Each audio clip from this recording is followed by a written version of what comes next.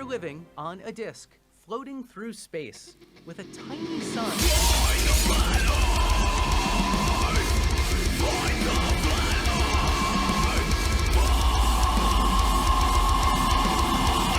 Right, so this is basically a little bit of an interview for anyone watching and for clips that are going to be made where I'm going to ask MC Toon specific questions about the investigation him and others have been doing into Durf's app and the problems that are in it, right? And we're going to start really very simply with what specific security flaws have you discovered whilst investigating the app? Anybody with just the right URL can download all user accounts, passwords, email addresses, passwords in the clear, email addresses, geolocation on the globe.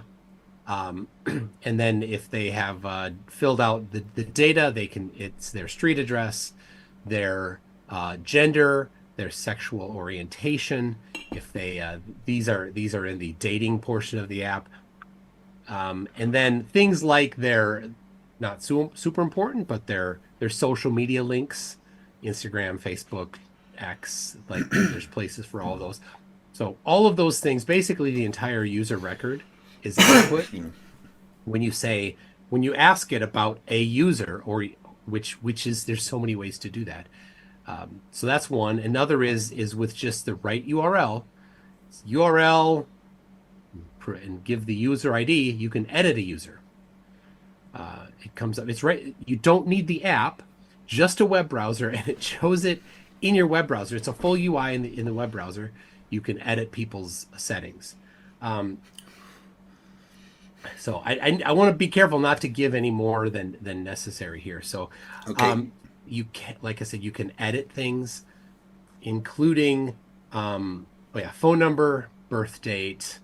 So all of the things that it's collecting is called PII, privately identifying information. And that's a term in IT security that people use as data that is protected. And protected being that there are laws around it saying you can't share people's PII without doing it correctly. And you can't store it.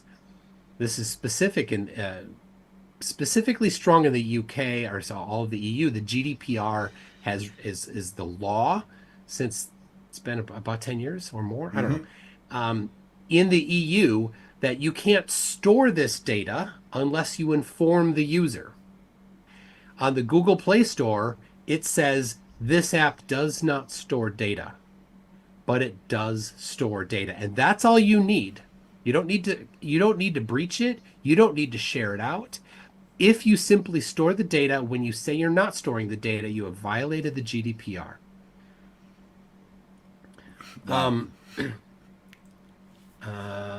So it leaks all of that PII.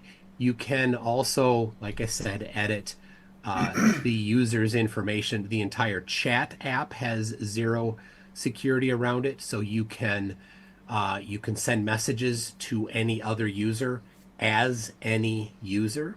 Oh dear. You can read their messages. So if you want to impersonate Dearth to somebody, you can do that. Oh, sorry. Just the thought of doing that made me a little ill. Yep. You can toggle whether or not they are looking for somebody in the dating app. In fact, if you wanted to, It's just so bad. So, and this is the app is to my knowledge has been the server was shortly before this our live stream started was shut down. So I don't know if it's going to be brought up again soon, and if it is, will the security issues have been shut down by addressed? Dearth or by Apple and Google? To my knowledge, it was Dave that shut it down. Right. Okay. So he's probably crying right now. I see. So, well, yeah. I mean, this is a big problem because he actively participated in attempting to cover up the information. So when you leak PII, which if If it's accessible, you must assume it's been leaked unless you can somehow show that it has not, which is, you have to actually have some, you have to, there's ways that you can figure out whether or not maybe it's been accessed, but you would have to have done some due diligence in order to even get to that level. And so I'm guessing that due diligence isn't there, right? Are there logs? Are there access logs that are stored? I'm guessing probably not. Okay. So, right. So how easy So- is it to access the sensitive information? All right. Sorry. Have you got more to say on that? Right now. Sorry. Carry on. Yeah. So part of this thing is also he's building this dome stop cryptocurrency. Dome stop being a euphemism for blowjob, by the way. Look it up on Urban Dictionary. So the way it works is you get somebody else to purchase the app. And then you have them use your referral code, and then Dave will give you some blowjobs. I mean, dome stops. And this is a cryptocurrency. Then it's not very valuable, but I'm sure he's hoping that it becomes valuable. He's gonna go to the dome. So yeah. Anyway, that's yeah. He wants it to go to the dome. So you can actually edit somebody else's wallet address. So if you're like, hey, I want their blowjob money, dome stop money to go to my address, you can do that, and you can have it go to your address. So somebody could go in there and basically update everybody's address so that when they do get blowjobs, dome stop from Dave, they can get it to their own wallet instead of, the bad guy's wallet instead of the individual's wallet. So, okay, that's there's more, but that gives you enough so you know the scope. So that, remember guys, all of that was just from the question, what specific security flaws did you discover? The next question is, and I think it's one of the most important questions, how easy was it to access sensitive information like usernames and passwords, and was there any encryption on these at all? All you need was a URL. The first one that was that Dave thought was the only one didn't even require any parameters on the URL. You just have the URL, have it in, and it sends out everything, the entire user record, as I described earlier. Some of the others require that you supply a couple additional pieces of information, but these are trivial to find out how to pass it in the source code, which is, again, freely available and not hard to get. Wow. So that was the first part. What was the second part? Yeah, and so was there any encryption on any of this at all? Oh, no, there's nothing. The password was in the clear. After Dave said that the password was hashed, it was not hashed still today, right? Thursday, the 17th, Dave said the passwords were hashed. Today is the 23rd. The passwords were not hashed as of today. He lied. Blatant lie, overt lie, cover up, aggressive cover up. This is, I don't know. I don't know the laws. Is it against the law to do these kinds of things? Yes. Is it against the law to lie about these kinds of things when you're dealing with people's PII? Yes. Is it criminal, like you can go to prison for it? I don't know about that, but you certainly can have an awful lot of fines, as should be appropriate. So just to be clear, passwords are just stored as plain text. Yes. But it's worse than that, because you don't need a password to become somebody else in the app. No, seriously, apparently not. If somebody wanted to, they could impersonate somebody else, right? All you need to know is their user ID, which is accessible by just a couple URLs. And then say, okay, well, now I want to be this person and send a message to this other person. So people could use your imagination for what types of nefarious things people could do with that type of ability. Right. Yeah. So, next question is then, why do you think the developers decided to just store the passwords in plain text instead of hashing them? Well, the developer is probably, the cheapest person that Dave could find on From Fiverr, or yeah, whatever, right? He did not, find a place that has any access or any skill or history in dealing with PII. Right? It's one thing to make an app where you can just interact with it and play with it and do stuff and watch videos and get links distributed and stuff like that. But as soon as you start storing people's information, everything changes. And you need somebody that knows what they're doing. This guy did not know what he's doing in the least. He has no idea what he's doing. He's probably he's from the Punjab, northern India. I know that because the TLS cert on the website is the Punjab in northern India. I also know because I've seen the person's emails.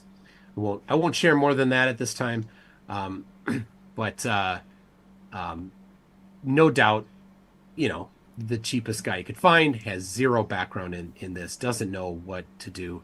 So it's so easy. I can't stress this enough. Almost every programming language today has a trivial way to apply really good password-based key derivation functions. So those 4 words are password-based key derivation function is a standard, and there's version 1 and version 2, and so then there's ways to do it. You can say, oh well, I want this, just do this, and you give it the password, and it outputs the value that you put in the database. That's how easy it is. Excuse me, I have to cough. It's okay. Okay, so, like I said, it's basically free to do password-based key derivation functions.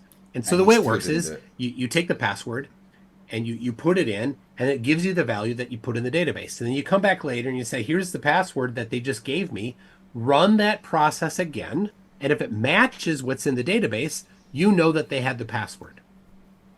That's all. You never store the password. You get it, you test it, you throw it away. That's it. They don't do that. He didn't even do that. But it didn't matter. It didn't matter because the passwords weren't even tested. Okay. Okay, next question. Are there any signs that the app developers are aware of the security flaws, or does it seem like they're entirely ignorant? They were made aware of it. The reporter did get through to Dave eventually, and through a different email address, because the support email address was, at least a couple days ago, still didn't exist. So 2 different specific breaches were informed. The first one was fixed and communicated back, and we fixed it. The second one was communicated. There was no verification that the developer said, yep, we know about it, but it was fixed. So they didn't even have the courtesy of saying, thank you for giving us this free security information. And then as a result of this, Dave got abusive. I won't give too many details, but I'll just say that the reporter decided to no longer report any information, and some phone calls were made to other places. And so no more. They tried to help him. They tried to help him. What's that? They tried to help him. Yes, and in response got abuse. And we'll hear this video we're going to listen to a little bit later, Dave lying through his teeth about the interaction between me and the reporter. It's enlightening to hear the stories that Dave tells about it. Because his desperation and cover-up is so severe, he just fabricates stories. Anyway. So yes, they did know about it. And then I was tweeting every day to Dave's account every day, your app is still leaking data. Your app is still leaking data. Every day, I made a point to make sure that Dave knew that his app was still leaking data. And today he decided it was the day he was going to block me. Oh, So yeah, me I too. had Yeah, been yeah. telling Dave, your app is leaking data. The whole time he's denying it, to everybody when he's talking to them. And then until he decided to be so bold and powerful and brave that he blocked me. Yeah, because blocking you is obviously going to make the data leaks go away. Right, next question. Is it possible for somebody to take control of another user's account using the information freely available through these leaks? Yeah, as I said, yes, absolutely everything is wide open. There's nothing you cannot do. Basically, you can chat, you can send messages to other people as impersonating other people. You don't need to know their password. You don't even need to know their email address. You just need to know their ID. But you It's so can, bad. you can get their name and their ID and everything like that. So, Okay. yeah, all that. Right, so what steps could users of the app take to prevent themselves while the security issues remain unresolved? So deleting the app won't solve anything because your location and all of your information has already been uploaded. So there's a few things. The GDPR requires mandatory if you do business in Europe, in the EU. It's not optional. And this app is in the EU. In fact, the server is hosted in Finland. So this absolutely applies to everybody in the EU. The GDPR rules require that your information be deletable. So if you have been on there, what I would say is don't trust that Dave will do anything correctly or that he will honor the rules that he is bound to. He has shown that he is not trustworthy. So if you don't want your location leaked, get away from your home, launch the app one more time so that it gets a new location. So wherever you do this, make sure it's somewhere that you don't mind it thinking that you live. Then change your email address, change your username so that it doesn't link to you anymore. And only recently could you actually change your password.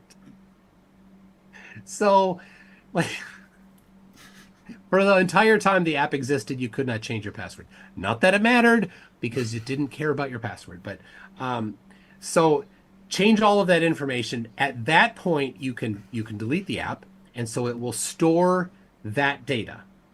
Hopefully. Now, the app is not currently running.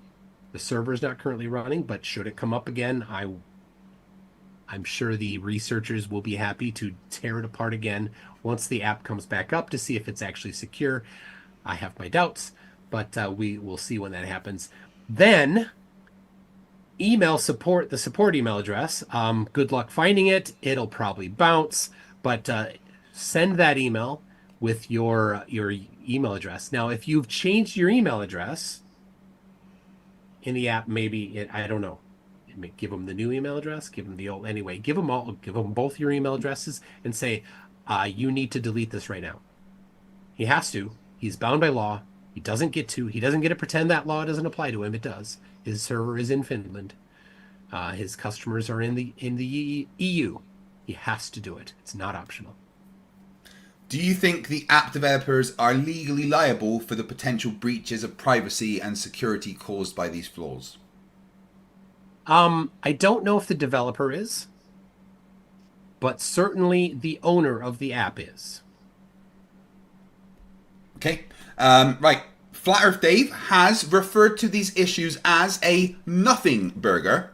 How serious are they really, and what would you say to this dismissive attitude? That's a cover-up. It's the opposite of a nothing burger. It's leaking PII. There's levels of severity of what you can leak, and the top level of what you can leak would be credit card information and social security numbers. Those two things are right at the top.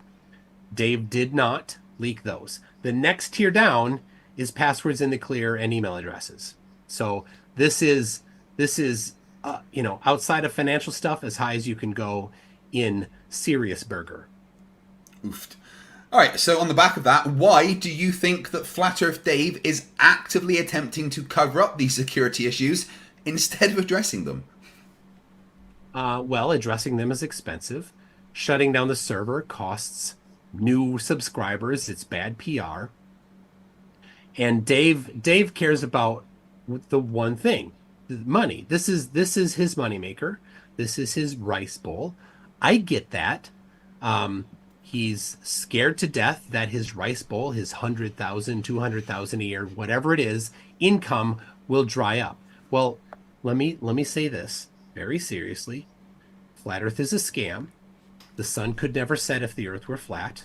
Flat Earthers, if you disagree with me, tell me the geometry for what time the sun will set tomorrow, whatever day you choose, whatever location you choose. If you can't do that, and I can for the globe, that is proof that Flat Earth is a scam. So, and I know no Flat Earther can do that. So Flat Earth is definitely a scam.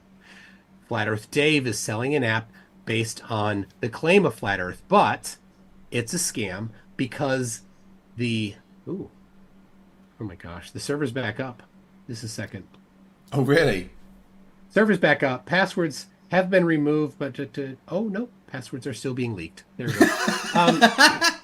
Good job, Dave. Thank you very much, White Hat. So awesome. All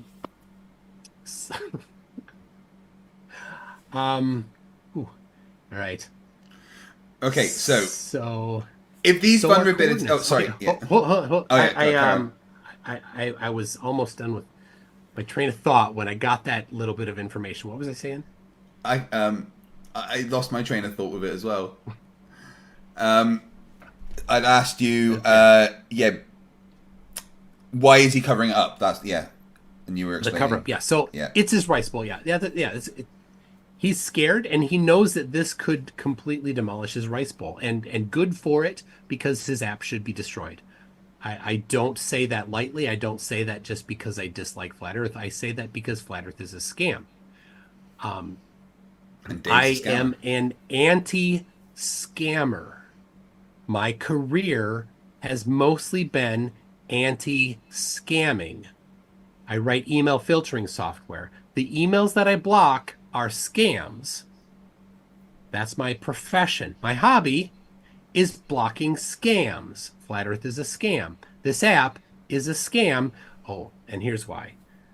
The Friend Finder uses the globe. It positions everybody based on their spherical coordinates, latitude, longitude. It uses GPS, which gets its data from satellites, not from balloons. Uses the Probably Haversine from formula, satellites. We'll get that in a second. The way that the satellites or the GPS on your phone gets the data is by receiving a signal. That signal has the coordinates in three-dimensional space of the satellite when it transmitted the signal. This is open.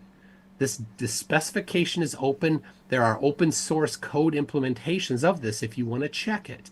This is all three-dimensional stuff. It can't be coming from a telephone pole. It can't be coming from a balloon. This is provable stuff. Flat Earth is a scam because these things that it uses are from the globe. The app is a scam because it uses the globe. The time that the sun will set, which is listed in the upper right-hand corner of the app, that's based on the globe, not based on Flat Earth. So, okay, next question. So, if these vulnerabilities were exploited on a larger scale, what kind of damage or harm could it cause to the users of the app? Well, yes. So, the people. How about this? How would you like to purchase a list of the dumbest, most gullible people on the internet? Definitely. All of their email addresses and passwords. Would you be interested in that, Mr. Black Hat? I've got many bridges Right. to sell. Yes, absolutely. So that's the type, right? So that is the thing right at the top of this, right? The flat earthers are gullible. And they're so gullible that they think they're not gullible. That's what's funny about it, right? That they're like, everybody else is indoctrinated and we're not. They are super indoctrinated. They can't even see, you can't tell us what time the sun will set. They can't recognize that. So they're incredibly gullible, and all of the things that they accuse of everybody else is just projection. So So what kind of so if somebody's interested in getting a list of the most gullible people, this is the list. So this list, to my knowledge, has not been leaked or sold, but it might have been. And if somebody had done it, they would not have reported it. Now, the white hat researchers that have been doing this are following the right procedures, and they are informing the right organizations. It's not out yet, it's not complete yet, so I won't give details, but so that it can be done correctly and the people can be protected. Sadly, this is strange. We are working hard to protect the gullible, dumb flat earthers that gave Dave their stupid $3 to run this dumb app. Yep. Right. So, what is the single most shocking or irresponsible flaw that you've discovered in the app? Single. Yeah. If you had to pick one that it was, the absolute killer, the most, the absolute most irresponsible thing that Dave has done, what would that be? Yeah. The first leak that was discovered was just jaw-dropping stupid. It was a single URL, no parameters on the URL. It was just this one URL, and it returned the top 100, the leaderboard of the top 100 people on the app in some competition. Right? Doesn't matter. But it didn't just return the data that was needed.